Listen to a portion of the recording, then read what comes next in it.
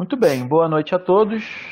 Hoje, dia 26 de agosto, às 7 horas, como de costume, a gente vai dar início ao nosso seminário virtual da licenciatura em Física, do Cefet Rio. E hoje a gente tem o prazer de receber mais dois alunos egressos do nosso curso, né, lá do campus Petrópolis, que vão falar para a gente um pouquinho do trabalho de mestrado deles, de doutorado, que está em andamento, sobre o tema nanotecnologia aplicada a células fotovoltaicas para aumento de eficiência. E aí, falando brevemente sobre os apresentadores, eu tenho um prazer em especial, né, de falar desses dois alunos, nossos ex-alunos, atuais alunos do curso de pós-graduação, porque eu tive o prazer de orientar os dois em algum momento da trajetória deles, né?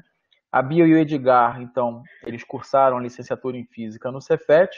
Ambos fizeram mestrado em Engenharia Elétrica na PUC-Rio e atualmente são alunos de doutorado do mesmo curso, né? Engenharia Elétrica na PUC-Rio.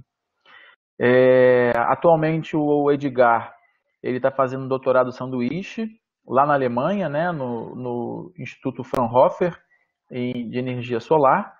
E inclusive agora já é 00:06 para ele, tem um fuso horário aí de 5 horas. Então, de antemão, eu gostaria muito de agradecer aos dois por aceitar esse convite aí, de apresentar o trabalho de vocês, em especial o Edgar aí, porque está já num horário mais avançado e está também abrindo mão aí um pouco do sono dele para estar com a gente. Bom, muito obrigado aos dois, viu? Então eu vou passar a palavra para vocês, fiquem à vontade. Acho que começa com a Bia, né? E depois o Edgar vai falar. Então, uma boa apresentação para vocês, viu? Muito obrigado. Obrigada, Daniel. Boa noite a todos. Então, como o Daniel já introduziu, né, a gente trabalha com células solares. E eu e Edgar, nós trabalhamos com duas tecnologias diferentes que a gente vai introduzir para vocês e mostrar um pouco do nosso trabalho e um pouco dos resultados que nós alcançamos também ao longo do mestrado e do doutorado, né? Então, a nossa apresentação, a gente dividiu primeiro uma introdução sobre as células solares de junção simples, para a gente tentar entender como é o funcionamento básico das células solares, para a gente introduzir nos nossos trabalhos, né? O Edgar vai falar sobre as células solares de múltiplas junções, foi o que ele trabalhou no mestrado, e depois eu vou falar sobre o meu trabalho, que é a tecnologia das células solares de banda intermediária. E a gente fecha com algumas conclusões e um pouco das visões que a gente está planejando para o futuro, né, com o nosso trabalho. Então, primeiro, né, onde é que a gente trabalha? O Daniel já tinha falado que a gente faz mestrado na PUC-Rio. A gente trabalha no laboratório de semicondutores, em que nesse laboratório a gente faz outros dispositivos, além de células solares, né, como fotodetetores e lasers e LEDs. A gente tem a capacidade de fazer esses dispositivos do começo ao fim. A gente cresce esses dispositivos, caracteriza e do começo ao fim todos eles. Então, falar um pouquinho sobre as células solares ao longo dos anos, né? Elas são divididas em 3 gerações. A primeira geração é o que a gente vê geralmente no telhado das casas hoje, que é formada por silício. E aí nós temos silício monocristalino e policristalino, né, que é como esses átomos do silício se organizam na estrutura. E a segunda geração se começam a explorar novos materiais e ela é marcada por filmes finos, né, que são pequenas camadas com nanômetros, né, micrômetros de espessura, e que são células solares que elas são curvas, né? Elas são maleáveis. Na terceira geração, que está englobado no meu trabalho do Edgar, né, as de múltiplas junções e de banda intermediária, a gente começa a trabalhar com materiais da tabela periódica do grupo 3,5, né? Então, nós trabalhamos com esses materiais, geralmente ligas binárias e ternárias desses materiais, que se formam os semicondutores. E essa imagem aqui, eu coloquei ela porque ela é interessante, porque a gente vai falar de estruturas nanométricas, né? São estruturas muito pequenas, então a gente faz medidas e para conseguir enxergá-las. E só para ter uma noção, né, do que é um nanômetro, se a gente considerar a Lua com um diâmetro de 1 metro, um nanômetro seria o diâmetro de uma bola de futebol. Então, a gente trabalha com dimensões realmente muito pequenas. Tá, então, vamos considerar primeiro um átomo, né, com os elétrons nas camadas, nos níveis de energia. E existem distâncias entre esses níveis de energia, né? A gente sabe que o elétron não pode possuir todas as energias. Em um átomo são níveis de energias discretos. E se esse átomo absorver algum tipo de energia, por exemplo, um fóton, e essa energia do fóton for suficiente, né, for maior que essa distância energética entre as camadas do átomo, esse elétron ele pode ser promovido de uma camada para outra, né? De um nível energético para outro. E aí, quando a gente passa por um sólido, principalmente por um semicondutor, no caso, a gente tem basicamente o mesmo processo, só que a gente vai passar, em vez de falar níveis de energia, a gente vai começar a falar de bandas de energia, porque são vários níveis energéticos juntinhos, digamos assim. Em um semicondutor, a gente tem duas bandas de energia muito importantes, que é o que a gente chama de banda de valência e banda de condução. A banda de valência são esses níveis de energia que têm os últimos elétrons dos sólidos ocupados, né, onde eu tenho elétrons aqui. E a banda de condução é onde esses elétrons seriam livres para conduzir energia, por exemplo.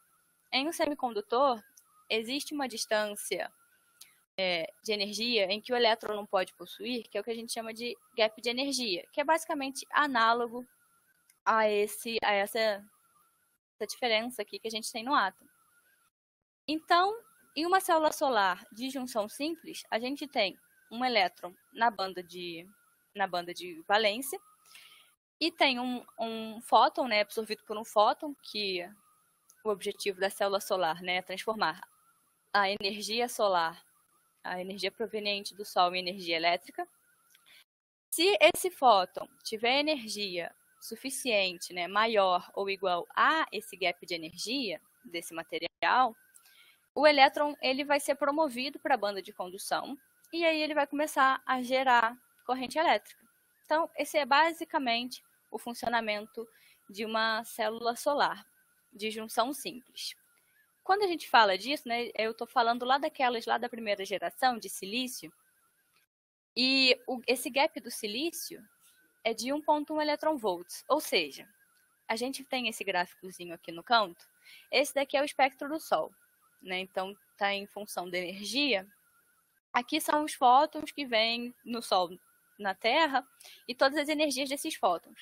Como o silício tem um gap de 1,1 eletronvolts, ele não vai aproveitar todos os fótons do Sol. Ele vai aproveitar só uma pequena parcela desse espectro solar. Então, a eficiência máxima que uma célula de silício pode atingir, teoricamente, é de 32% de eficiência dessa conversão, né? Então, aí que vem os nossos trabalhos, que são essas novas tecnologias, onde a gente tenta otimizar todo esse uso do espectro solar para aumentar essa eficiência. Então, por isso que agora o Edgar vai falar um pouco do trabalho dele, que são as células solares de múltiplas junções. Então, como a Bia falou, uma célula de silício, a eficiência máxima teórica que ela conseguiria chegar seria de 32%. E uma das soluções para tentar superar esses valores, né, esse valor de 32%, é o conceito de células solares de múltiplas junções, que basicamente consiste em empilhar células solares de materiais diferentes, de forma que cada célula dessa absorva uma parte do espectro solar. Então, nessa figura que eu tenho aqui para vocês, a gente teria o exemplo de uma célula solar de junção tripla, mas pode ser dupla, pode ser quádrupla, pode ser várias junções. E nesse caso aqui, então, a luz do Sol entraria nessa célula, aqui por cima. Os fótons com energia igual ou superior a 1,88 eletronvolts seriam absorvidos nessa primeira junção, né, nessa primeira célula de NGAP, que é fosfeto de índio e galho, uma liga ternária. Os fótons com energia abaixo de 1,88 passariam direto, como se fosse invisível. E os fótons com energia acima de 1,4 eletronvolts seriam absorvidos nessa junção do meio, nessa junção verde. E novamente, os fótons com energia abaixo de 1,4 passariam direto, e os que tiverem energia acima de 0,67 seriam absorvidos nessa junção vermelha aí, que seria uma célula de germânio. Com essa célula simples aí, uma célula tripla, já é possível obter 32% de eficiência. Ou seja, só com essa célula já se chega no limite máximo de uma célula de silício. Ou seja, se a gente empilhar mais células ou combinar materiais diferentes, a gente conseguiria chegar a valores muito mais altos.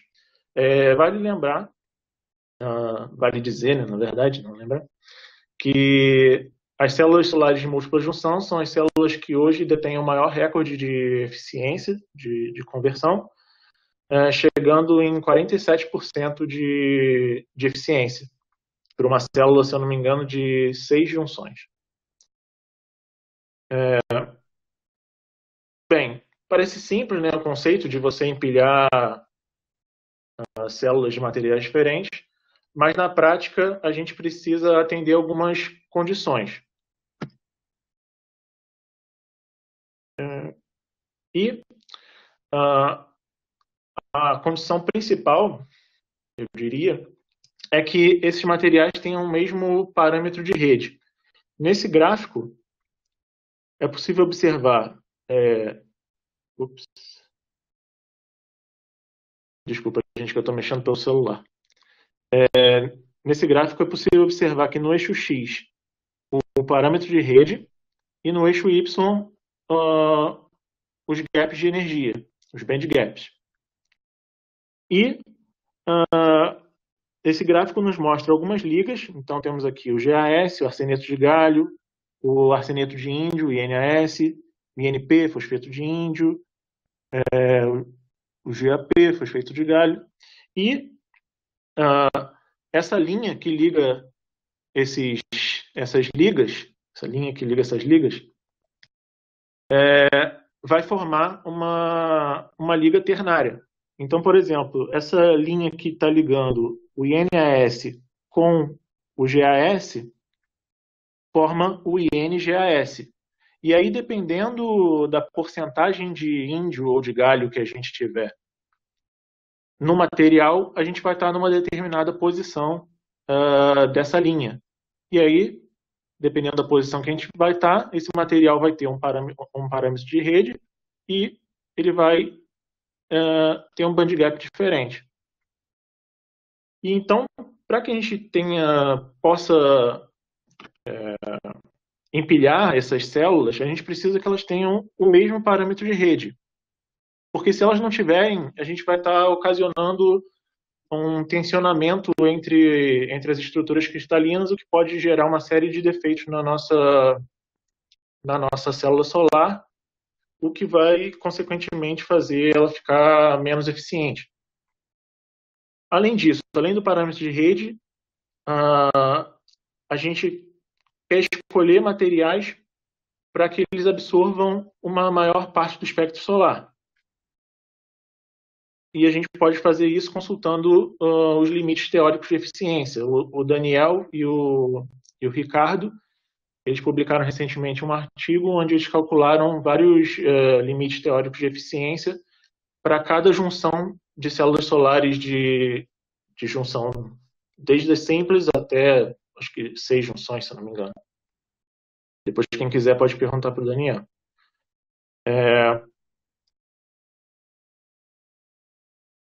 Bem, reparem que Eu coloquei essa linha azul aí para mostrar aquela célula anterior da figura, né, que seria a célula de germânio, a célula de NGAS. Reparem que a bolinha vermelha está bem do lado do GAS, é porque essa célula tem 1% só de índio, e acima dela ali teria uma célula de NGAP.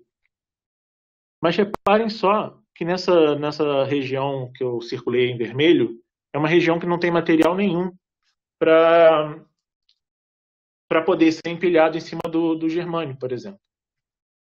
E é uma região que compreende de 0,6 eletronvolts até 1,4 eletronvolts, ou seja, mais ou menos 0,8 eletronvolts de energia que poderia estar sendo absorvida, que não é, porque não tem o material.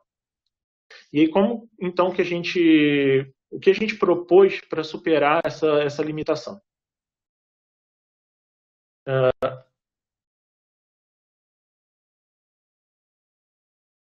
Desculpa, que aqui demora para passar o slide para o outro. O que a gente propôs, então, é o uso de poços quânticos. E como que a gente faz isso? O que seriam poços quânticos? Bom, poços quânticos nada mais são do que nanoestruturas formadas por materiais com uma energia mais baixa, que seria o material do poço, e um material com energia mais alta, que seria a barreira desse poço. E quando a gente faz essa estrutura com material com parâmetros de rede com uma energia mais baixa e outro material com energia mais alta, e se a gente ajusta a largura desses materiais, ou seja, a espessura do poço, a espessura da barreira, a gente consegue discretizar os níveis de energia dentro do poço, sintonizando para a aplicação que a gente deseja. Então, se a gente quiser estar dentro daquele círculo que eu falei, a gente faz alguns ajustes na espessura do poço, obviamente do material, uma seleção do material, e a gente consegue ter, teoricamente, o gap desejado. Só que quando esses poços eles absorvem os fótons e geram lá os pares elétron-buraco, esses elétrons eles vão ficar confinados dentro do poço. Só que a gente quer que esses elétrons a gente quer que eles contribuam para a corrente. E existem duas maneiras de extrair esse elétron do poço quântico. Uma delas é por emissão termiônica, ou seja, o elétron ele vai absorver alguma energia térmica do sistema, pode ser por meio de vibrações ou um aquecimento da célula. E aí esse elétron vai sair do poço e vai contribuir para a corrente elétrica. Ou, se a gente estruturar esses poços finos o suficiente, e as barreiras também, de maneira que as funções de onda dos elétrons dentro do poço, as funções de onda de cada poço se sobreponham às funções de outros poços. A gente faria um sequenciamento de poços. Então, se as funções de onda se sobrepuserem às funções de onda de outros poços, a gente consegue o efeito chamado de tunelamento quântico. E esse seria um outro método de tirar o elétron do poço. Bem, o sistema que a gente propôs é utilizar o INGAS como material do poço. Seria essa liga compreendida na linha verde, aqui da figura. E como material da barreira, o INGAP, que estaria nessa linha roxa aqui em cima. Só que, ainda assim, esses materiais não têm o mesmo parâmetro de rede do germânio ou do GAS. E aí a solução para esse problema é utilizar a técnica de compensação de tensão. Ou seja, a gente coloca materiais que têm um parâmetro de rede maior e materiais com parâmetro de rede menor, a gente intercala eles de maneira a tentar reduzir, tentar balancear a tensão entre esses materiais para que não ocorra nenhum rompimento na estrutura cristalina. Porque quando a gente coloca um material, se vocês observarem aqui nessa figura da direita, quando a gente coloca um material, por exemplo, INGAS, em cima do GAS, o INGAS tem um parâmetro de rede menor do que o GAS. Então, para ele crescer bonitinho em cima do GAS, é preciso que haja uma tensão ali esticando esse material para que ele, vamos dizer assim, se encaixe em cima do GAS. E no caso do INGAP, que é um material que tem um parâmetro de rede maior do que o do GAS, maior do que o do NGAS, para ele se encaixar perfeitamente nessa estrutura cristalina, ele teria que sofrer uma compressão para poder ser crescido. E isso gera uma série de tensões. Então, se a gente conseguir balancear essas tensões de compressão e relaxamento, teoricamente, se a gente minimizar ao máximo, talvez zerar essa tensão, a gente conseguiria ter infinitos períodos de poços e barreiras. Aqui tem algumas equaçõezinhas básicas. Então, essa primeira é a equação da tensão média. Para calcular ela, a gente precisa saber o parâmetro de rede do substrato, que é o material base onde vai ser crescido, onde vão ser crescidos esses poços. Nesse caso da figura aqui seria o GAS. E o parâmetro de rede médio da estrutura a ser crescida. No caso, são os poços quânticos. E que é dado por essa outra equação, onde a gente tem o parâmetro de rede do poço, a largura do poço, o parâmetro de rede da barreira e a largura da barreira. Então, sabendo esses parâmetros, a gente consegue minimizar a tensão do nosso material. Só para fazer uma observação, Edgar. Sim. O parâmetro de rede, gente, só para ficar muito claro, que é muito importante, é a distância entre os átomos na estrutura cristalina, né? Cada material que ele falou, tanto o GAS, ou o INGAS, ou o INGAP, eles se estruturam com distâncias atômicas diferentes. É por isso que é tão importante fazer essa compensação de tensão. Só porque acho que o Edgar falou parâmetro de rede, talvez não tenha ficado muito claro que é essa distância entre os átomos na estrutura cristalina. Na verdade, a distância entre os átomos que formam a célula unitária. A célula unitária seria o bloco de repetições que a gente conseguiria fazer dessa estrutura. Eu não queria deixar muito complicado de entender. Mas, bem, então, sabendo esses parâmetros, a gente joga isso num programa, que é o NextNano. O NextNano ele é um programa que faz simulações de nanoestruturas. Então, a gente introduz nele o parâmetro de rede do material, qual o material que a gente vai usar,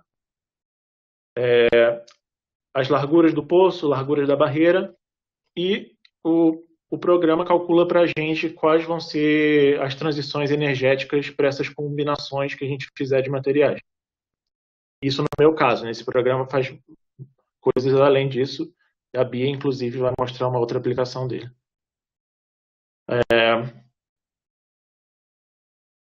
Bem, então, com o NextNano, a gente obteve alguns gráficos, e um dos gráficos é esse daí, que vocês estão vendo. Nesse gráfico, a gente travou a largura da barreira em 10 nanômetros, e nós variamos a largura do poço de 2 a 10 nanômetros, que seria o eixo X aqui, e nós também variamos a composição de índio no poço de 0 a 45% de índio. Então, 0 seria o GAS, né? Aqui a gente tem uma outra nomenclatura, seria INX, GA1 menos XAS. Esse X nada mais é do que a porcentagem do material na liga. Então, se eu tenho 0% de índio, eu só vou ficar com o GAS. Então, indo do GAS até o INGAS com 45% de índio. E aí, cada faixa entre as cores representa um band gap diferente. Então, por exemplo, para 10 nanômetros de barreira e 8 nanômetros de poço, se a gente tiver mais ou menos 15% de índio, no poço a gente conseguiria alcançar 1,3 eletronvolts, por exemplo. Enfim, aí, isso aí vai variar com a aplicação desejada, né? A gente olha lá nos limites teóricos de eficiência e vê qual a aplicação que a gente quer, se a gente quer essa célula para ser usada no espaço, se quer para ser usada na Terra, enfim. E aí, a partir disso, então, a partir desses dados, a gente passa para a próxima fase, que é, de fato, construir essa estrutura no mundo real, né? Vamos dizer assim. E para fazer isso, lá no nosso laboratório, a gente tem um reator. Esse reator é o reator MOVPE, que é o reator de epitaxia de metais orgânicos em fase vapor. E nesse reator a gente coloca o substrato, né, que é o material base, onde vão ser crescidos esses poços quânticos em cima. Esse substrato fica dentro de uma câmara a uma determinada pressão e a gente injeta gases dentro desse reator. Os átomos presentes nesses gases vão se desprender, as moléculas vão se desprender das moléculas e vão se decompor sobre o substrato, se associando então à rede cristalina de maneira a minimizar a energia. Então, e aí com isso a gente vai formando camada por camada da estrutura cristalina do nosso material. Então, se por exemplo a gente quer crescer, e é por isso que a gente chama de crescimento, porque justamente a gente está fazendo um crescimento de camada a camada do nosso material. Então, por exemplo, se a gente quer crescer o INGAP, a gente vai abrir o gás, o hidreto, que é a fosfina, para a gente obter o fósforo, e ao mesmo tempo a gente vai abrir o trimetilgalho, é um metal orgânico, e o trimetilíndio. Então a gente vai roubar o índio, o galho e o fósforo desses gases para formar a nossa estrutura. E aí vai ficar então um determinado tempo assim, é como se fosse uma receita mesmo. Então abre esses gases por tanto tempo para crescer 10 nanômetros. Aí fecha esses gases, abre os gases para o INGAS, que seria então a arsina, o trimetilíndio e o trimetilgalho de novo. E aí, de novo, deixa por esse fluxo de gases por algum tempo, até crescer a espessura desejada. E por aí vai. E o que sobra desses gases vai para um filtro, que é chamado scrubber, que vai purificar determinada parte do ar e outras coisas vão ficar presas nele. Bem, e como a gente faz então para saber se o que a gente queria crescer, se a estrutura que a gente queria foi de fato o que a gente conseguiu? Uma primeira caracterização que tem, que é durante o crescimento, é a refletância. Nada mais é do que um feixe que fica batendo na amostra e vendo a refletância dessa amostra.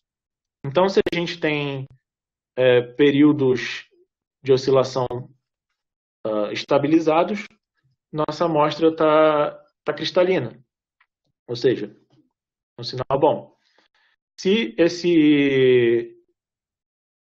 essas oscilações começam a decair e vão a zero, significa que algum erro ocorreu e a gente acabou perdendo a nossa estrutura cristalina. Pode ser por tensão, pode ser por qualquer coisa.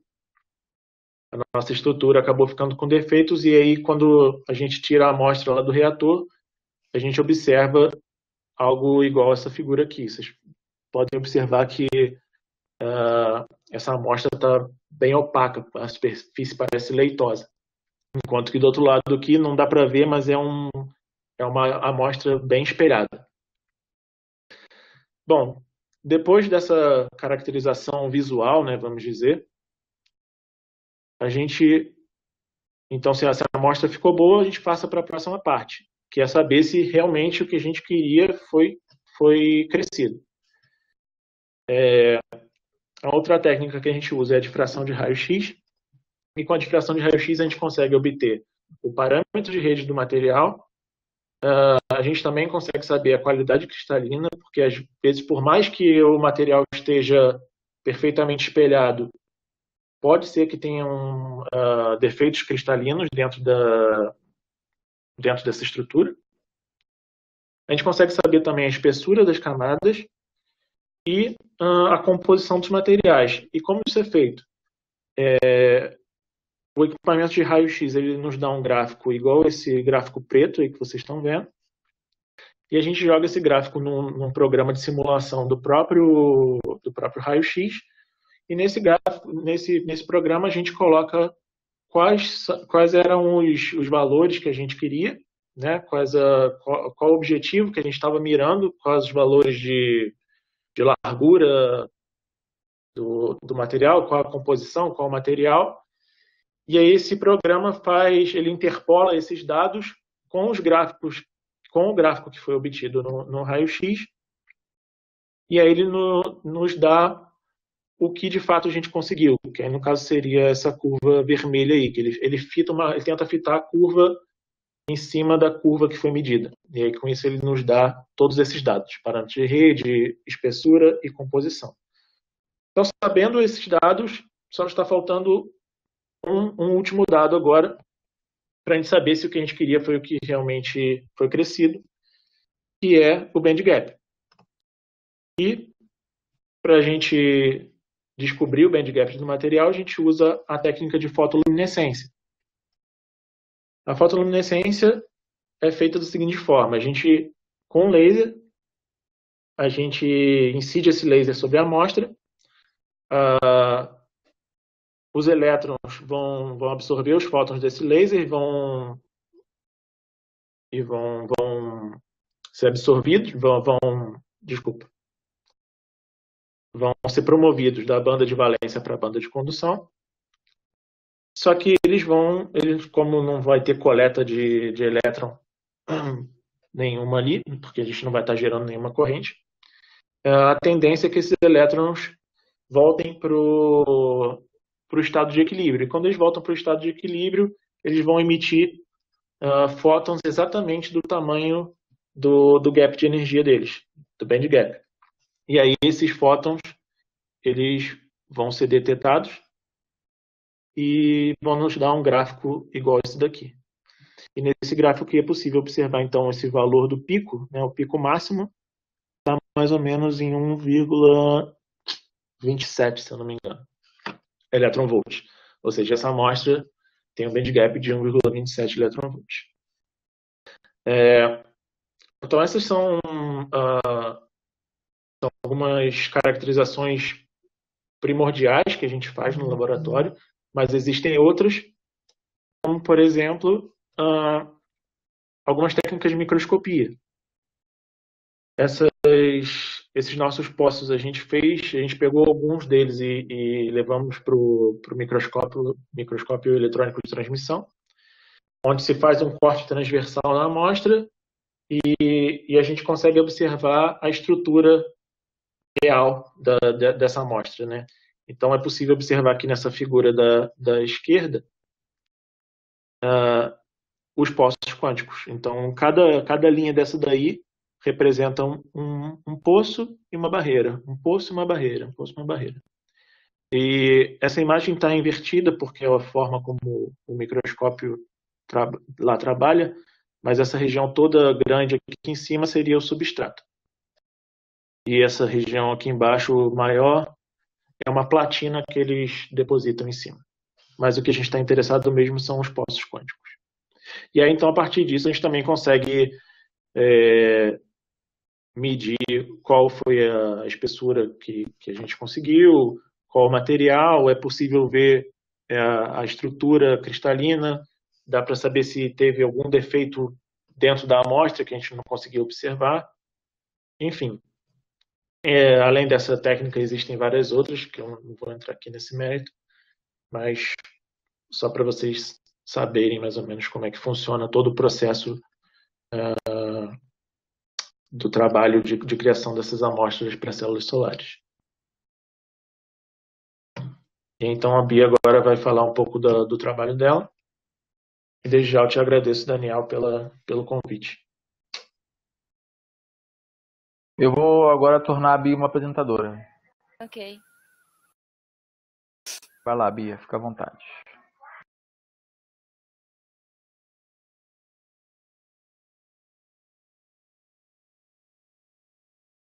Vocês estão vendo a minha tela? Uhum. Sim.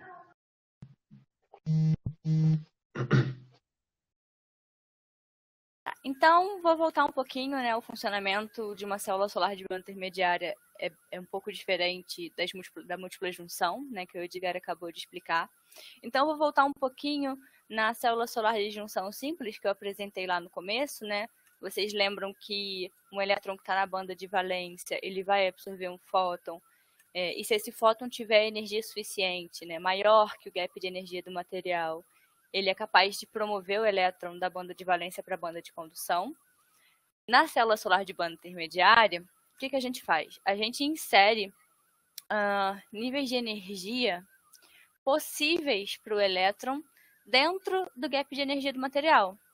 Então, é como se fosse um degrau para esse fóton. Então, na célula solar de junção simples, eu só tenho uma pequena parte do espectro solar que essa célula consegue aproveitar. Na banda intermediária, a ideia é que eu consiga ter fótons com outras energias capazes de promover o elétron, por exemplo, da banda de valência para a banda intermediária, e depois da banda intermediária para a banda de condução, para finalmente começar a gerar corrente, né? Gerar energia. Então, nesse caso aqui da banda intermediária, a ideia é que ela absorva fótons de diferentes energias no espectro solar. Então, essa é basicamente a ideia geral do funcionamento da célula solar de banda intermediária. E assim como as células solares existem gaps de energia ideal para elas, assim como as de células de junção simples, né, que era 1.1 eletronvolts, e as energias que o Edgar comentou também, que ele tenta sempre buscar essas energias, a célula solar de banda intermediária não é diferente. Então, para todas essas transições, existem gaps de energia ideal para aumentar toda a eficiência dessa célula solar. Então, as energias são, da banda de valência para a banda de condução, a gente sempre procura um material que tenha 1.95 eletronvolts. E essas outras transições, né, da banda de valência para a banda intermediária 1.24 e da banda intermediária para a banda de condução 0.71 eletronvolts. Então, e só completando, né, a banda intermediária, a partir dessas novas transições, aumenta a fotocorrente gerada, como eu tinha falado antes. Então, falar um pouco sobre o que é formada, né, essa banda intermediária aqui. Não é um material, não é um poço quântico igual ao do Edgar. Aqui são outras estruturas de confinamento. E a banda intermediária é formada por pontos quânticos, que são estruturas tridimensionais, né, de fato, pontinhos inseridos de outro material inseridos na estrutura. E ela confina o elétron em 3 dimensões. O legal da banda dos pontos quânticos é que os níveis de energia desses pontos quânticos são discretos, igual de um átomo. Às vezes é muito comum o ponto quântico ser chamado de um átomo artificial, por causa dessa característica interessante que ele tem. Então, a banda intermediária são formadas por pontos quânticos na estrutura. E aqui é uma imagem de microscopia eletrônica de transmissão, igual o Edgar mostrou anteriormente, né, dos postos quânticos. Esse daqui é uma das primeiras amostras que a gente cresceu com ponto quântico de INP. E aqui embaixo a gente tem INGAP, que é a liga ternária que faz parte da barreira, depois eu vou explicar um pouquinho mais para frente. E aqui, essa parte um pouquinho mais escura, é um ponto quântico de NP que a gente cresceu. E olha que legal as dimensões dele, né? Quando eu falei lá no começo que a gente trabalha com estruturas com dimensões nanométricas, ele tem 62 nanômetros e 11 nanômetros de altura. É realmente muito pequenininho. Então, um pouquinho sobre como ele é crescido, como a gente cresce ele lá no reator. E é um pouquinho diferente de como o Edgar, né, faz o crescimento dos postos quânticos, que ele quer sempre fazer aquela compensação de tensão. No meu caso é um pouco diferente. Eu preciso dessa diferença de parâmetro de rede dos materiais para ser crescido ponto quântico, né? Como é feito, então? Eu tenho um material de substrato, por exemplo, aqui embaixo, né, INGAP, e ele vai ter um parâmetro de rede específico. E aí a gente começa a depositar um material com parâmetro de rede bem diferente desse material base aqui, por exemplo, no caso INP.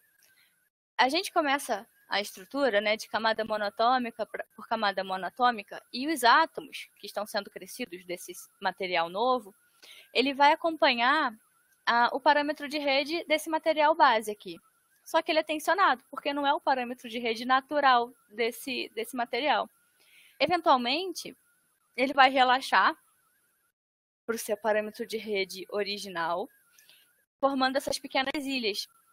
E aí os átomos que estão vindo no reator durante o crescimento, eles vão se ligar preferencialmente nesses sítios, em que o parâmetro de rede do material depositado está original. E aí a gente consegue formar os pontos quânticos a partir dessa técnica, que é chamada de Stranck-Krastanov. Então, mostrar um pouquinho como o ponto quântico confina o elétron nas estruturas, né? E existem alguns tipos de confinamento que o ponto quântico pode ter. Então, primeiro, isso daqui é um diagrama de energias quando a gente tem dois materiais, por exemplo, né? O material da barreira, que seria aquele material que a gente procura 1,95 eletronvolts, e o material do ponto quântico. E aí ele vai ter uma energia menor que o material da barreira, formando esse poço de potencial. Então, na banda de valência, o buraco vai estar confinado aqui, que seria a ausência do elétron. E na banda de condução, no ponto quântico, o elétron vai estar confinado aqui. Eventualmente, né, essa recombinação acontecendo, eles recombinam de forma eles vão recombinar de forma direta. E numa célula solar, a gente tenta evitar esse tipo de recombinação ao máximo, porque eu quero que esse elétron absorva outro fóton, né? E seja promovido para cá para começar a gerar energia elétrica. Então, eu não quero que esse elétron recombine para cá. Então, esse ponto quântico que a gente vai usar, foi todo o meu trabalho de mestrado, a gente usa um tipo de confinamento diferente, né? Que é o chamado de confinamento tipo 2, em que, nesse caso, vocês percebem que aqui na banda de valência é um pouquinho diferente, né? Parece que é invertido. O elétron e o buraco vão estar confinados em lugares espacialmente diferentes nessa minha estrutura. E aí, a recombinação do par elétron-buraco aconteceria de forma indireta. Isso dificulta muito a recombinação do elétron na estrutura. Então, essa característica que esse confinamento do ponto quântico tipo 2 tem é muito interessante para ser aplicado em uma célula solar.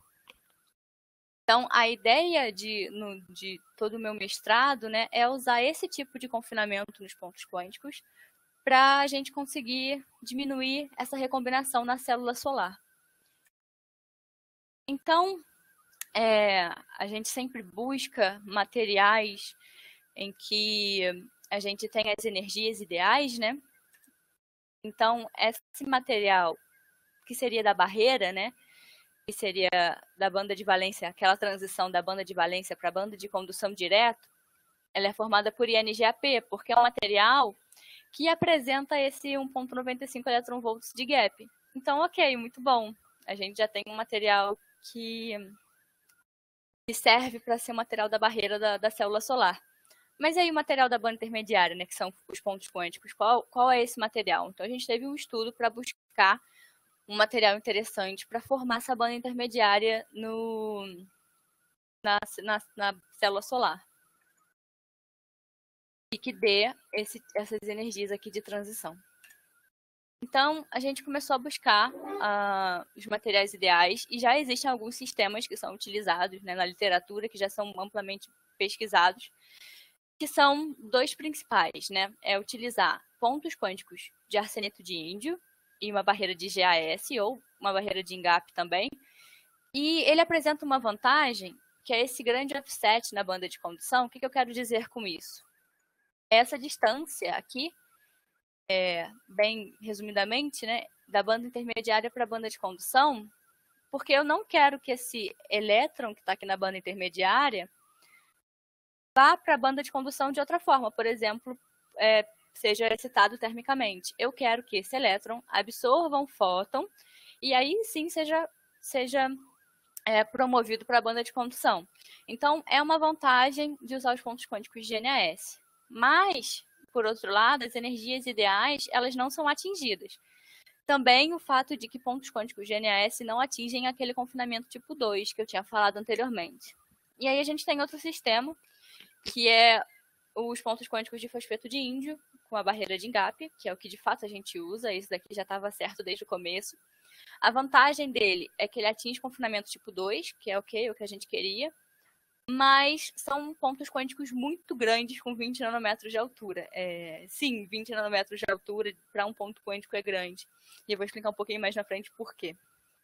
Então, a gente decidiu explorar um material novo, que a gente ainda não viu na literatura, que são pontos quânticos de uma liga ternária, que é de NASP, que seria a mistura do INAS e do INP, para tentar encontrar os dois, para tentar alcançar essas duas vantagens que essas duas ligas têm. E aí, de novo, voltando àquele gráfico que o Edgar já apresentou para vocês, né, a gente tem aqui o INAS e o INP, e toda essa linha aqui que liga o INAS e o INP, a gente pode explorar para os pontos quânticos, né, aumentando arsênio, diminuindo arsênio no ponto quântico. E aí surgiu a pergunta, né? É uma liga ternária, então de índio aqui eu vou ter 100%, e o arsênio e o fósforo são elementos do grupo 5 da tabela periódica, eu posso variar eles, né? Eu posso colocar, por exemplo, 20% de fósforo, 80% de arsênio e tudo mais. Qual a porcentagem que a gente vai usar para o ponto quântico? Então, aí que começa um trabalho da simulação computacional, que eu usei o NextNano também, igual o Edgar usou. E aí a gente começou a fazer várias simulações do ponto quântico, né? Então, por exemplo, o que eu fazia no geral? Eu mantinha o diâmetro fixo e a altura fixa, e aí eu variava a porcentagem de arsênio na composição. Então, aquele negócio que eu falei, né? Se eu coloco 20% de arsênio, eu vou ter 80% de fósforo. Esse gráfico aqui mostra um pouquinho dos resultados alcançados. Essa linha azul é a energia ideal, aquele 0,74 que eu quero alcançar para uma transição. E essa daqui é outra energia ideal, que é aquele 1,2 que eu quero alcançar na outra transição. E aí a gente percebeu que a gente não vai alcançar as duas transições, as duas energias ideais ao mesmo tempo. Então, o que a gente decidiu? A gente decidiu usar 50% de arsênio no ponto, né? Ou seja, 50% de arsênio e 50% de fósforo, porque aqui nessa transição de 1,2 eletronvolts, que seria a transição da banda de valência para a banda intermediária, está muito próximo da energia ideal. Então, a gente começa a fazer os pontos com INSP com 50% de arsênio, a partir desses resultados das simulações. Outro resultado muito interessante que eu quis apresentar para vocês aqui também é a densidade de probabilidade. E o que isso quer dizer, né? A maior probabilidade que o elétron tem de estar aonde a maior probabilidade que ele vai estar confinado no ponto quântico. Então, essa daqui é a densidade de probabilidade para o elétron, e essa parte branca, que é a região branca, é a região de maior probabilidade. ele tem maior probabilidade de estar confinado no meio do elétron. E aqui para o buraco a gente conseguiu um resultado muito interessante, que de fato o buraco, né, ele fica confinado em volta do ponto quântico, que são as regiões de maior probabilidade dele estar confinado. O que isso quer dizer, né? Se eu tenho ponto quântico, o elétron estaria confinado aqui no meio do ponto quântico e o buraco aqui fora do meu ponto quântico. E aí eu tenho aquela separação espacial entre elétron e buraco, né? Dificultando essa recombinação do elétron.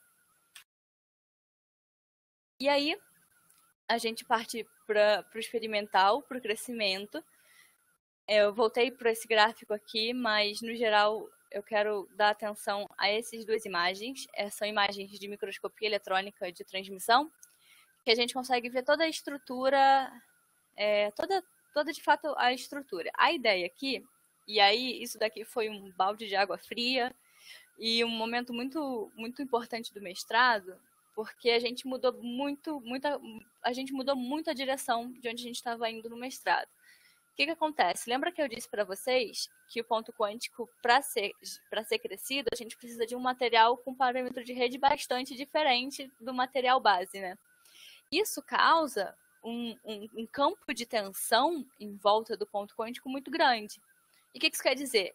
Ele tem altas chances de gerar defeito na minha estrutura. E eu ainda estou falando de pontos quânticos altos. Lembra que eu disse que para atingir aquele confinamento tipo 2 teria que ter 20 nanômetros de altura? Então a chance dele inserir defeitos na minha estrutura era muito grande. E é o que a gente consegue enxergar aqui. Aqui a gente fez uma estrutura com 5 camadas de pontos quânticos. Então tinha engap, ponto quântico, 5 vezes. Essas linhas aqui seriam, teoricamente, as camadas de ponto quântico. Mas todos esses traços aqui em forma de V, todas essas ondulações, são defeitos que esses pontos causam na minha estrutura. E aí isso gera... Eu não quero essa estrutura, eu quero uma estrutura cristalina, eu quero que os átomos estejam bem organizados. Isso daqui seria impossível criar um dispositivo, uma célula solar com isso, porque a eficiência seria baixíssima. E aí que surgiu toda essa guinada do meu trabalho de mestrado, da gente conseguir gerar um ponto quântico tipo 2, que não gerasse defeitos na estrutura. Então, lá no final do mestrado, e aí quando eu falo final do mestrado nos últimos meses mesmo, a gente conseguiu um ponto quântico que não gerasse defeitos na estrutura, que não emitisse defeitos, e é isso em uma imagem que a gente tem. Essa região preta é o ponto quântico, e aí a gente percebe que ele não emite nenhum defeito ao longo de toda a estrutura, enquanto esses daqui emitem, né? Esse daqui, essa última amostra, vai ser a sementinha para as amostras crescidas no doutorado agora, porque a gente vai usar todos esses parâmetros dessa amostra, né? A porcentagem do ponto, né? O fluxo do gás, a temperatura de crescimento, para a gente conseguir otimizar toda essa estrutura ainda. E mais interessante, né? Como eu disse, a gente procura duas coisas principalmente: esses pontos que não emitam defeitos na estrutura e aquelas energias ideais, né? Então, eu fiz aquela medida de fotoluminescência que o Edgar apresentou anteriormente, a partir dessa recombinação do fóton, né? A gente vai excitar esse elétron da banda de valência com laser, ele vai ser promovido para a banda intermediária, eventualmente ele vai recombinar e vai emitir um fóton com essa energia específica, que é o que eu quero saber. E eu estou procurando essa energia ideal de 1.2 elétron-volts. Essa medida está super ruidosa, porque eu fiz em várias temperaturas, né? Por isso tem várias cores aqui. Mas essa medida é uma medida super ruidosa, porque medir ponto quântico é muito difícil. E o laser que a gente estava usando na época, ele tinha uma potência bem baixa. Mas o que importa, no final das contas, é que ele tem esse pico aqui, muito próximo de 1.2 elétron-volts, que é a energia de fato que eu estou procurando. Então, essa amostra aqui, né, depois de um ano de crescimento, a gente conseguiu, lá no finalzinho, encontrar uma amostra com pontos quânticos que não emitem defeitos e que tem uma energia que a gente está procurando. E aí é só questão de otimizá-la ao máximo para a gente conseguir melhorá-la ainda mais. Aqui parece pouco, né, eu mostrar uma imagem e ter só um ponto quântico, mas essa medida é feita em uma parcela muito pequena da minha amostra. Não é nem visível essa amostra que estava dentro do microscópio. Então, é claro que ele tem uma densidade muito maior desses pontos quânticos aqui. Então, esse daqui é um pouco do meu trabalho de mestrado, e é interessante falar também que a gente às vezes não sabe o que está na nossa frente, né? A partir daquelas imagens cheias de defeitos, a gente mudou um pouco a ideia do mestrado e ficou um pouco mais focado no crescimento, de otimizar essas amostras, que a gente conseguiu fazer. E aí um pouco das conclusões, é uma parte um pouco geral, minha e do Edgar, a gente consegue fazer uma célula solar, por mais que a gente não esteja ainda, né, fazendo a célula solar em si, a gente vai conseguir finalizar ela. Lá no laboratório a gente tem toda a estrutura para a gente conseguir finalizar a célula. É muito legal, né, essa chance de explorar novos materiais, como no meu caso, né, os pontos de NSP e novas estruturas que o Edgar comentou, né, dos poços quânticos na célula solar dele. E sempre conseguir tentar aumentar essa eficiência e diminuir o custo de fabricação dessas células solares de banda intermediária ou de múltipla junção. E é isso, gente. Muito obrigada. Muito bem, muito legal. Edgar ia falar alguma coisa? Não. Ah, sim. Bom, muito bem. Acabamos a primeira etapa, que foi a apresentação aí dos dois, né? Falando sobre os seus respectivos trabalhos de mestrado bom, por estar dentro do mesmo grupo de pesquisa, eu sei que também dando continuidade aí no doutorado, né? E agora a gente vai passar para a segunda parte desse seminário, que é a parte de discussões. E aí eu deixo o público bem à vontade para participar, seja escrevendo dúvidas ali no bate-papo, seja entrando com o próprio microfone e entrando no debate, na discussão junto conosco. Primeiro vou agradecer aí a apresentação que vocês dois fizeram, que foi muito legal, bem esclarecedora, e vai ficar em aberto aí. Eu não sei se já tem alguma pergunta, eu acho que não. As perguntas que tinham eram só sobre horário e tal, e eu já respondi. Então tem o Thales ali batendo palmas, a Samantha agradecendo e parabenizando. É só mencionar aqui que diversos professores tiveram problema de conexão e acabaram não conseguindo entrar, mas mandaram um abraço aí para vocês, o Glauco, a Marcília, principalmente esses dois. E o Leandro também. Isso aí. Então, vamos às perguntas. A Jéssica está aqui, já fez a primeira pergunta. E aí eu vou jogar a pergunta, algum de vocês dois se prontifica a responder aí, por favor. Tá? Ou então cada um responde um pouco. A Jéssica perguntou quanto tempo leva para crescer as amostras. Depende muito da amostra e da complexidade que ela tem, né? Mas é em torno de 3 horas, em média. E aí, por que isso, né? Porque cada material que a gente vai colocar, por exemplo, o INGAP e o ponto quântico, tem uma temperatura diferente. Esse é um dos principais motivos que demora um pouco o crescimento. Então, por exemplo, o INGP a gente cresce a 650 graus, a gente espera o reator crescer, a temperatura vai depositar o material, que não demora muito tempo. E depois, por exemplo, o ponto quântico é crescido a 580 graus, no meu caso. E aí a gente tem que esperar o reator esfriar de novo e crescer o ponto quântico e depois voltar a temperatura de novo para crescer o INGAP. E depois do final do crescimento da amostra, a gente precisa o reator chegar à temperatura ambiente, né? Então descer lá de 650 graus para a temperatura ambiente, para a gente conseguir tirar a amostra do reator. Então, assim, em média, as minhas amostras demoravam em torno de 3 horas. Não sei a do Edgar, se quiser responder. Por aí também, umas 4 horas, mais ou menos. Depende do tamanho da amostra que você vai querer, da quantidade de camadas Depende se vai variar muito o material, porque dependendo precisa mudar a pressão. Enfim, são diversos fatores que contribuem aí para o tempo de crescimento. Qual que é a taxa típica de crescimento no MLCVD? Acho que depende do que você está crescendo.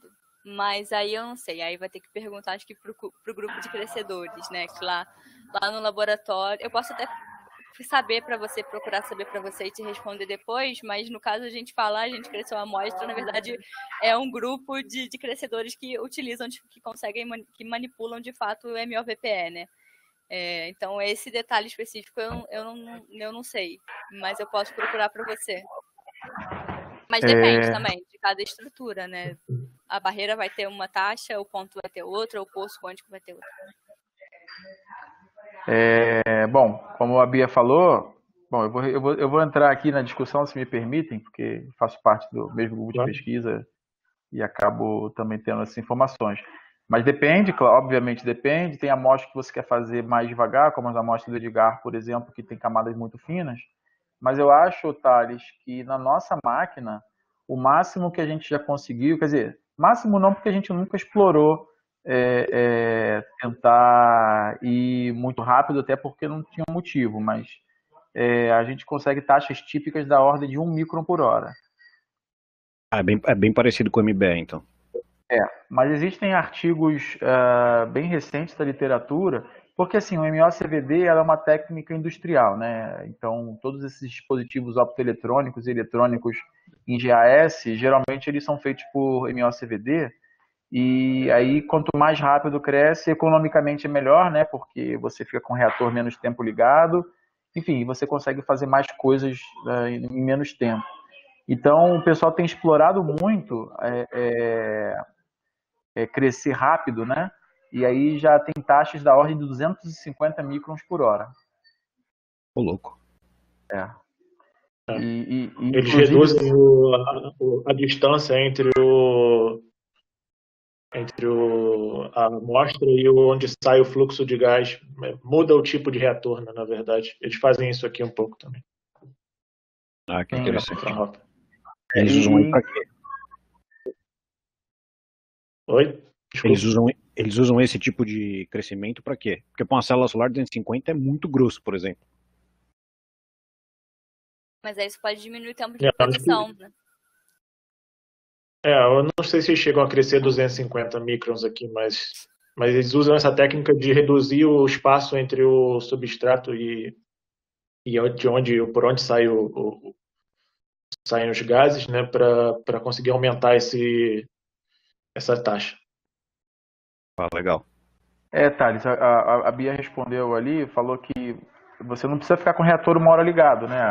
As camadas vão ter, as células solares vão ter 4, 5 microns, 10 microns, se for uma célula de múltipla junção, talvez aí depende do que você está fazendo, mas aumentar muito assim a taxa de deposição numa indústria é bom, porque você faz um lote em, sei lá, 10 minutos, você faz um lote, e já entra outro e entra outro, então a ideia desse crescimento rápido é essa. Claro, legal. E eles fizeram, inclusive, vou até fazer uma propaganda aqui, a gente tem no nosso grupo de pesquisa feito um paper club, que é apresentação de artigos semanalmente, e a gente tem disponibilizado esses vídeos no YouTube, e na semana passada foi justamente esse tema, Thali. Quer dizer, esse tema não, mas foi um tema correlato, e o Rudy, que é um dos pesquisadores do nosso laboratório, ele falou um pouco sobre isso, está lá no YouTube, eu posso depois passar o link também. Por favor, passa assim. E aproveito essa resposta para entrar numa discussão que quem fez foi a Silvia. A Silvia perguntou se essa apresentação será disponibilizada em alguma plataforma. E, na verdade, então, vou até fazer um comentário mais geral, que todas as apresentações estão sendo disponibilizadas no meu canal do YouTube, tá? Então, eu vou jogar o link aqui embaixo daqui a pouco, da minha página de internet, e lá tem todos os vídeos já e todos os caminhos para seguir para os vídeos.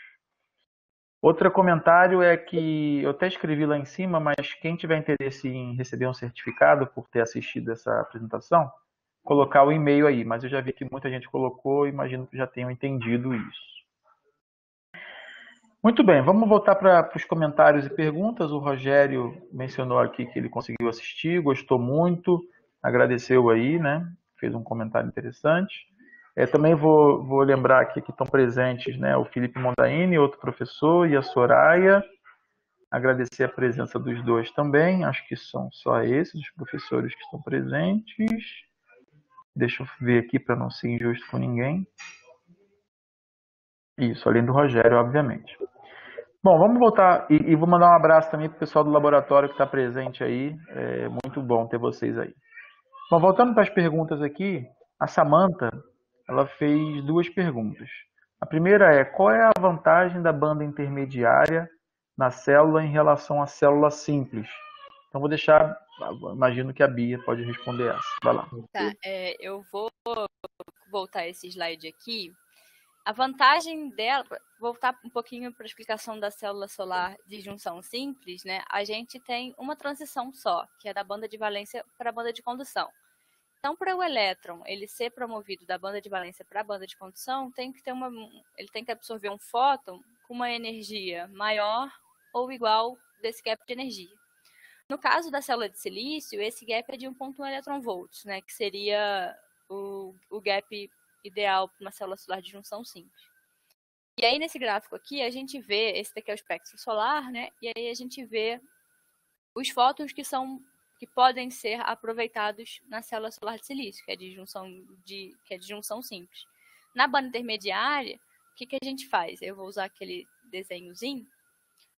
Esse gap de energia aqui são energias proibidas, que o elétron não pode possuir. É por isso que ele tem que fazer esse salto direto para a banda de condução, em que existem energias que ele pode possuir, né?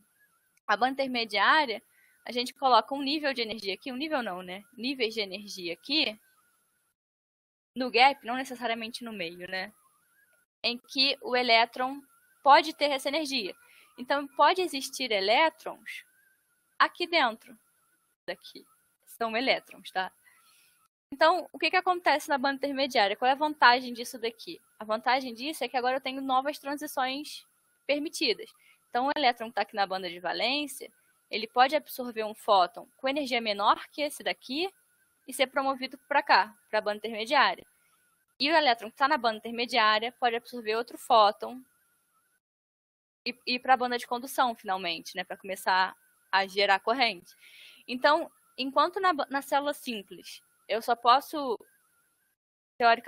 simplificamente, né, só aproveitar esse fóton aqui com essa energia, na banda intermediária eu já tenho outros fótons que eu posso aproveitar porque já existem outras transições disponíveis. Então, essa é a vantagem da banda intermediária em relação à célula solar de junção simples. Espero que tenha ficado claro.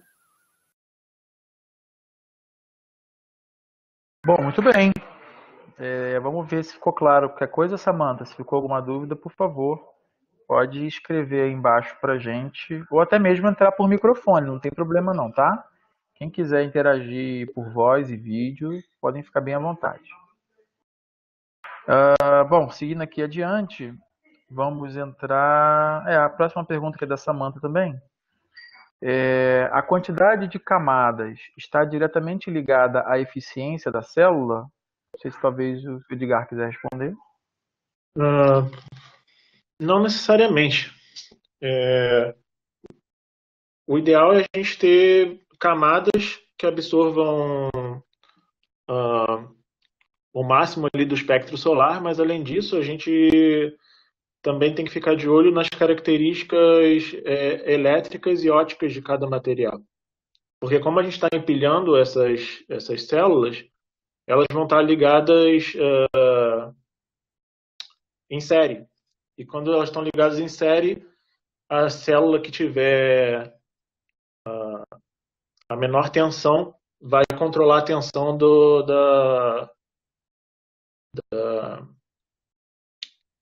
da célula solar inteira. Então, depende. Se você tiver um monte de camada, mas tiver um material com uma uma resistência baixa, você vai acabar perdendo em eficiência nesse ponto, por mais que você absorva uma certa parte do espectro. Então, não necessariamente, você tem que estar sempre prestando atenção nessas características de cada material. E no caso dos poços quânticos, a ideia de ter vários poços é para justamente maximizar essas extrações dos elétrons, mas a gente fez um cálculo que a gente precisaria de mais ou menos 1 micron, se eu não me engano, de espessura entre, como vou dizer, desses períodos de poço e barreira, todos eles contidos, juntos teriam que dar mais ou menos 1 micron. Então, esse seria o ideal. Sendo que cada um deles tem mais ou menos 9 nanômetros, 10 nanômetros, então dariam vários períodos. Posso aproveitar para fazer uma pergunta? Por favor. Eu não trabalho com célula tandem, então não tenho ideia de como funciona isso. Como é que você calcula ou leva em consideração o acoplamento óptico? Não sei se esse é o termo correto, mas o que eu quero dizer é, tudo bem, você pensa lá nos gaps e tal, você tem que pensar em outros aspectos de casar corrente e tal, entre as células que estão empilhadas.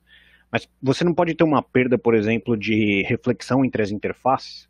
Por exemplo, a célula de baixo, a princípio, ela vai absorver as energias menores, né? Mas não pode ser que aquele fóton, quando ele vai chegar na célula de baixo, ele reflete, por exemplo. Isso é um problema, você tem que fazer muita conta, para levar isso em consideração.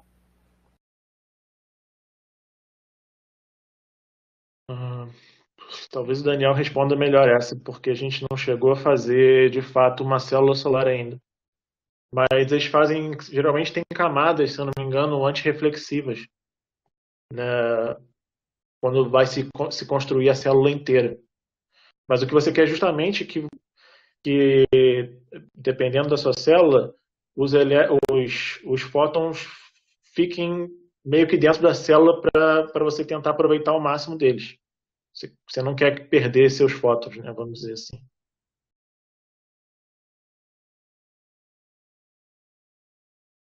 Você está Você tá mudo, mutado. Daniel. Eu percebi. É que demorou aqui pro botãozinho. Thales, sim, existem perdas óticas nas interfaces, né? Entre uma célula e outra. É isso que você quis dizer, né? As perdas nas interfaces, Isso, né? é isso mesmo. Ele mencionou, Isso. o Edgar mencionou o RC. Existe alguma espécie de RC entre as células? Não, não. A RC é só lá em cima, né? Só na interface com ar. Mas é porque assim, a reflexão está muito ligada à diferença de índice de refração, né? Então, como o ar ele tem um índice de refração 1 e os semicondutores têm um índice de refração muito mais alto, da ordem de 3, entre 3 e 4, a reflexão na superfície frontal é muito grande. Mas entre duas camadas semicondutoras, geralmente é bem menor, então tem pouquíssima reflexão, né? Ah, entendi, faz sentido. Além disso, né, por mais que tenha reflexão nas interfaces, enfim, pode até acontecer alguma espécie de espalhamento ou algo do tipo, que faz com que o fóton refletido não tenha necessariamente o mesmo ângulo de incidência, e se ele atingir a superfície interna, agora a interface, os fótons solares vêm de cima para Ele acaba baixo, né? voltando, né? Então, se ele atingir com ângulo com ângulo de incidência maior que o ângulo de reflexão total, ele acaba voltando para baixo depois, né? Tá, legal. Então, em geral, você não tem que ficar se preocupando muito em ficar casando o índice de refração, coisa assim. Isso não é um problema tão importante. Não é tão importante. A perda elétrica é mais relevante, né? Aquilo que a gente até estava conversando essa semana é sobre a questão do diodo túnel, né?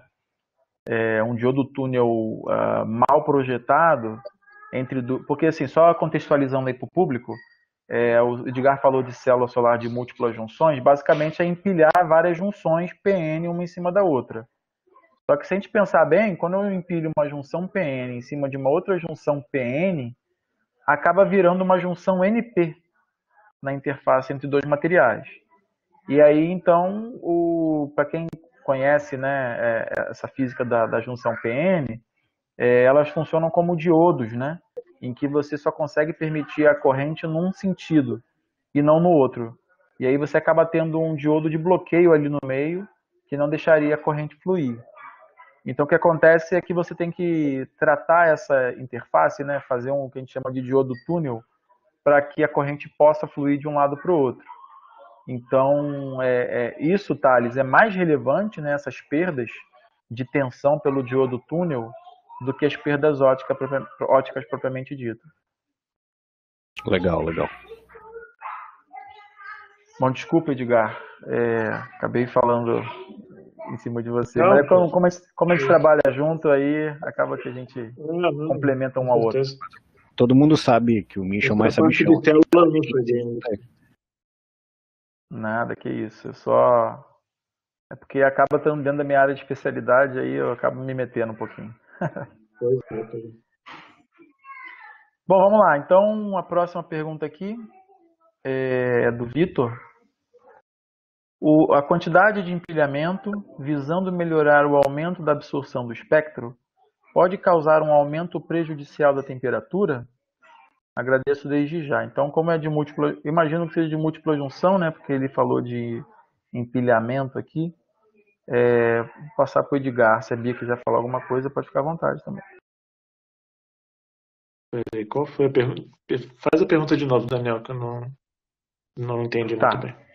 A quantidade de empilhamento, visando melhorar o aumento da absorção do espectro, pode causar um aumento prejudicial da temperatura? Não, acho que não. Não sei, nunca pensei sobre isso, mas eu acho que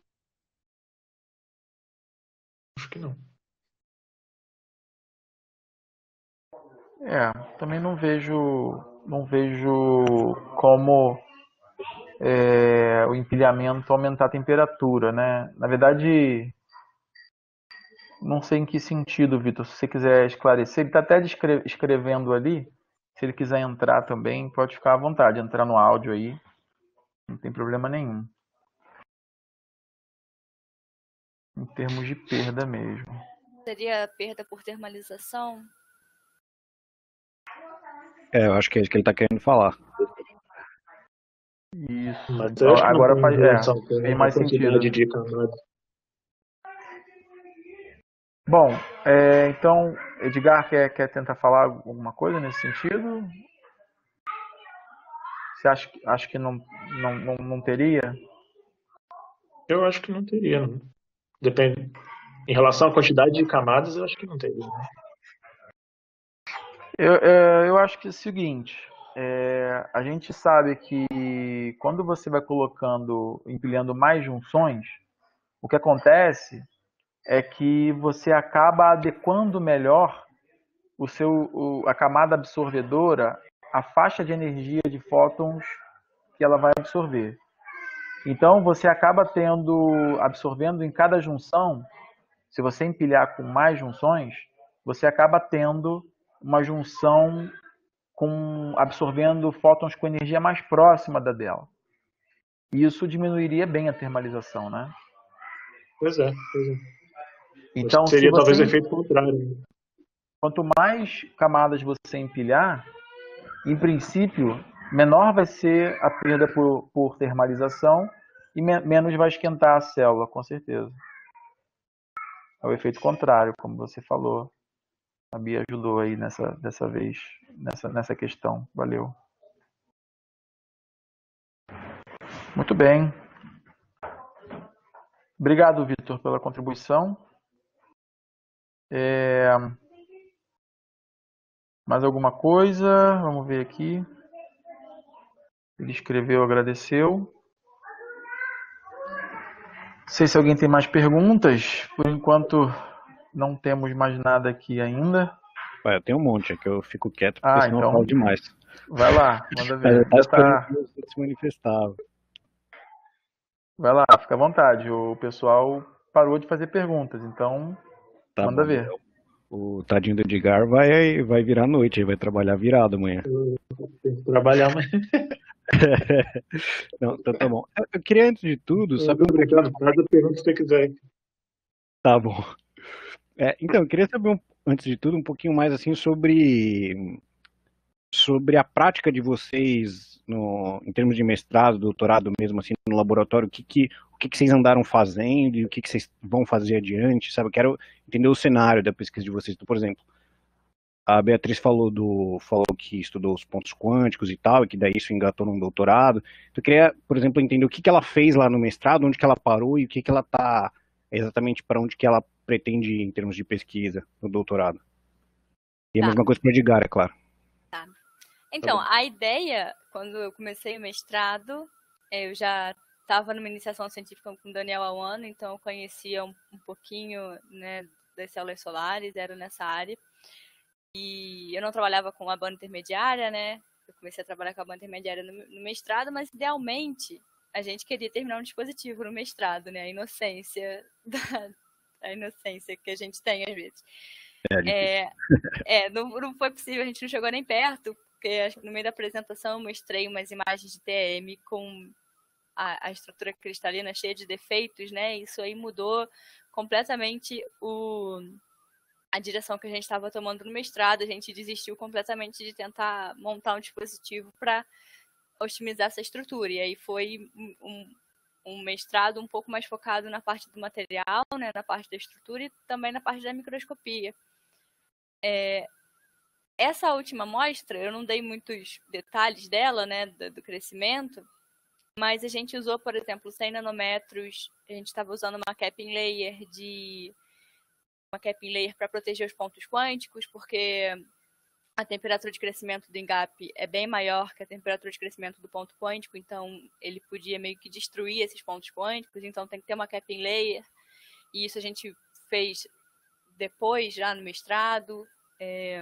A gente tem 70 nanômetros de barreira de ENGAP na estrutura, a gente quer aumentar essa camada para tentar isolar um pouco esses pontos quânticos nas estruturas, né, nas camadas, porque os pontos quânticos com as camadas enterradas que eu cresci são 5 camadas enterradas, né? A ideia para o dispositivo é ter mais camadas.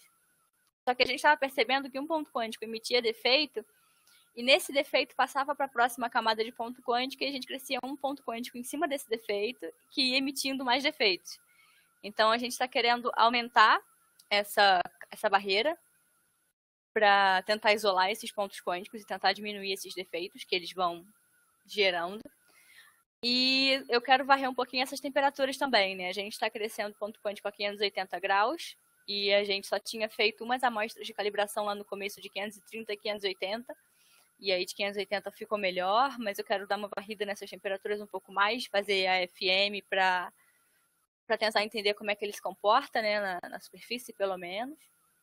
É um trabalho de crescimento, acho que vai ser um pouco trabalhoso, porque você sabe, né, o crescimento tem 1 milhão de variáveis, mas a ideia é essa. A ideia eu quero otimizar a estrutura, deixar com menos defeitos possíveis e usar o INSP, pelo menos até hoje eu ainda não vi nenhum paper que trabalhasse com esses pontos, com essa ideia de que a gente tem, né, de fazer uma célula de banda intermediária com ponto quântico tipo 2 de INSP.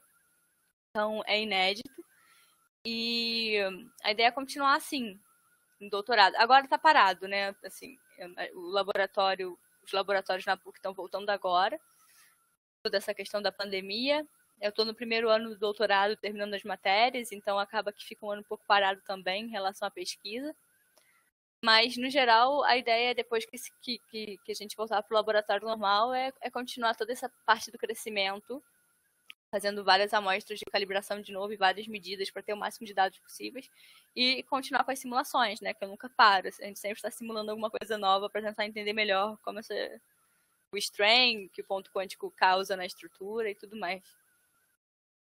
É isso, um pouco, resumindo. Legal, obrigado, Beatriz.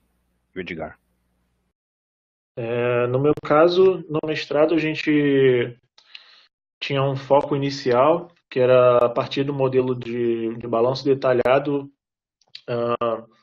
tinha lá quais eram os valores de gap ideais para uma célula de junção tripla para ser usada no espaço.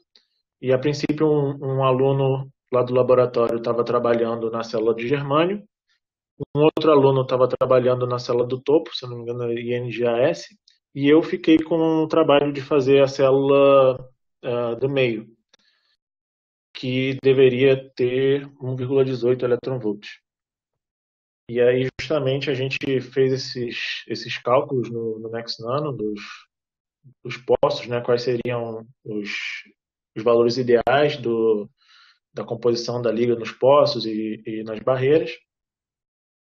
E aí, com esse valor, a gente começou a crescer no reator, partindo do GAS e incorporando o índio aos poucos, até chegar no valor que a gente queria. Se eu não me engano, era 23% de índio no poço, para atingir esses 1,18.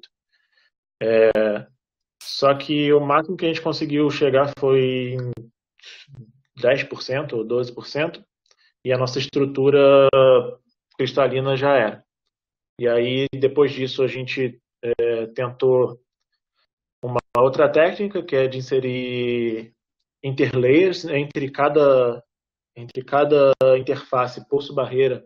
A gente colocava uma camadinha de 2 nanômetros do mesmo material do substrato, que era GAS, no caso que a gente estava trabalhando, para tentar minimizar essa tensão. E aí, com essa técnica, a gente conseguiu ir um pouco além, até 16%. E aí, infelizmente, o reator acabou parando lá por algum problema técnico, se eu não me engano, e eu precisava defender o mestrado e acabei defendendo com o que eu tinha. A gente foi um bom avanço, porque a gente conseguiu sair lá do GAS, que era 1,45 eletronvolts, e nós conseguimos chegar em 1,27, ou seja, não muito acima do valor que a gente queria, de 1,18, né? Mas aí, bom, agora eu e o Daniel, a gente está escrevendo um artigo que a gente acabou generalizando um pouco mais, né? Que a gente estava muito focado nesse 1,18, sendo que essa nossa estrutura pode ser aplicada em diversas células, não somente nessa de 1,18. Se eu não me engano, não, tem uma tabela que a gente fez baseado nesses limites teóricos que o Daniel calculou com o aluno dele, com o Ricardo, onde para cada junção a gente tem lá o valor do gap e as composições de índio tanto no poço quanto na barreira. E aí, então daria para usar esse nosso sistema para N aplicações diferentes. A ideia inicial do doutorado era continuar nessas estruturas, de repente pegar duas que a gente já fez e fazer uma célula mesmo para tentar comparar as eficiências dela. Mas aí eu acabei vindo aqui agora para a Alemanha e meu projeto de doutorado mudou completamente. Não completamente, né? Eu continuo trabalhando ainda com junções múltiplas, mas agora eu estou trabalhando com substratos de silício e germânio. São ligas de silício e germânio, a fim de reduzir o custo e também reduzir a quantidade de germânio na célula, porque o germânio ele é bem raro, ele praticamente não tem fonte natural de germânio. Você produz germânio a partir da queima de um determinado material, e isso acaba gerando muito CO2, o que é um problema. Então, um dos objetivos seria diminuir essa quantidade de germânio e também baratear o custo. Porque usando o silício, a gente consegue, inclusive, fazer wafers de 8 polegadas, se não me engano. Os wafers bem grandes para a indústria, é bem interessante isso. Então esse substrato já vai ser a sua célula de baixo. Isso, exato. Legal. E aí esse substrato você vai dopar ele por difusão, essas coisas, em vez de crescer. E aí você vai crescer epitaxialmente em cima dele, é isso? Segredo, né, Edgar? Tem coisa que eu não posso falar não, mas de fato. Tá, não, tudo bem. Carregou aqui. Muito bem, então esse é o folder aí do próximo seminário. A Bia vai participar novamente, né? Já que, na verdade, eu acabei falando em engenharia elétrica, mas engenharia elétrica está fora do nosso escopo do nosso curso. Então ela vai falar um pouco sobre a experiência dela. Aí temos a Bia, a Gabriela, a Desirê e o Nicolau que vão falar. Vamos fazer uma mesa redonda sobre esse tema aí, pós-graduação em outras áreas do conhecimento. Então, gente, é isso. Mais uma vez, vou agradecer muito os nossos palestrantes. Muito obrigado aí por ter disponibilizado o tempo de vocês. E é isso. Se quiserem falar alguma coisa só para finalizar. Eu quero agradecer o convite. É bem legal apresentar para o Cefet de novo. E semana que vem a gente se vê de novo com outro tema para a gente discutir um pouquinho. Obrigado, Daniel. Valeu pela oportunidade de mostrar nosso trabalho. E espero que, de repente, no futuro, a gente possa fazer essa palestra pessoalmente, né? Que rever os colegas e tudo mais seria legal. Beleza, então você vai trazendo aí pra gente umas cervejas, vai trazendo uns chucrutes, umas salsichas e aí vai ter uns comes e bebes também. Muito bem, gente. Beleza. É isso. Obrigado a todos pela presença e até a próxima, viu? Um abraço. Tchau, pessoal. Valeu. Valeu.